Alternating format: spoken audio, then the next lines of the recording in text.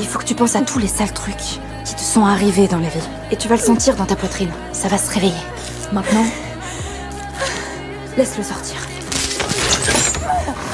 Une fille corpulente fait une crise d'épilepsie. Je m'avance et je la soigne. Mais la MRE supérieure me donne l'ordre de partir. Je suis expulse. Je refuse que tu te sers de ton électricité sous mon toit, est-ce que c'est clair? Le temps est venu pour toi de partir. Et vous allez arrêter de nous donner des ordres comme ça. Aux infos, la télévision. Un influenceur nomme City hérétique. Il attise la haine contre les femmes. Il me signe madame publiquement en ligne. Ce monde est plein de malveillance envers les filles comme moi. Ce moment, elle. La voix au fond de moi revient. Tu t'es toi-même surnommée Ève. Le temps est venu de protéger ton jardin d'Éden. Vos arrestations ont été signalées dans des états Urban Docs à de nombreux fans qui les suivent sur les réseaux sociaux. Voilà le pouvoir que tu dois apprendre à manier. Cette nuit, elle. Une fille force la serrure pour récupérer son téléphone confisque. Elle veut juste parler sa fille de 3 ans, Riley. Je lui dis que c'est possible. Il faut que tu penses à tous les sales trucs qui te sont arrivés dans la vie. Et tu vas le sentir dans ta poitrine. Ça va se réveiller.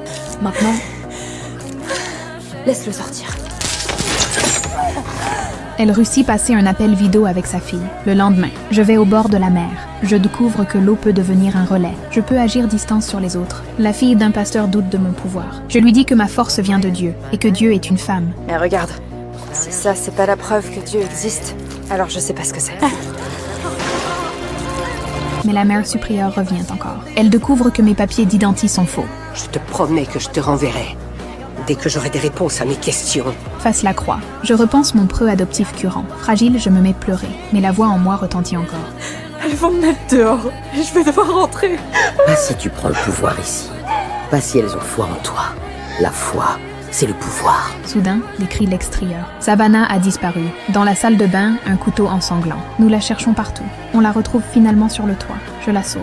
Comme ma mère a le géo, ils ont décidé de placer Riley dans une famille d'accueil. Ok, écoute, on peut ramener Riley ici si on veut, mais Savannah, si on le fait, ce sera avec toi, d'accord? Ce soir, nous sommes assises autour d'un feu de camp. Chacune partage ses blessures.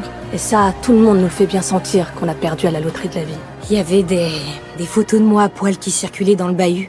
Des photos sales. Quand j'ai eu 9 ans, j'ai dit à maman ce que mon oncle m'avait fait subir. Elle l'a très mal pris et elle m'a frappé au visage comme une folle. En voyant la souffrance des autres, je prends une décision. J'emmène toutes les filles vers le camp et je leur dis. Il n'y a jamais eu de Dieu pour les filles comme nous. Ils nous disent que nous ne valons rien et nous supplions.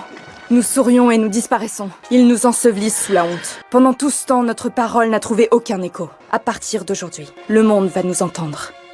Notre temps est enfin venu.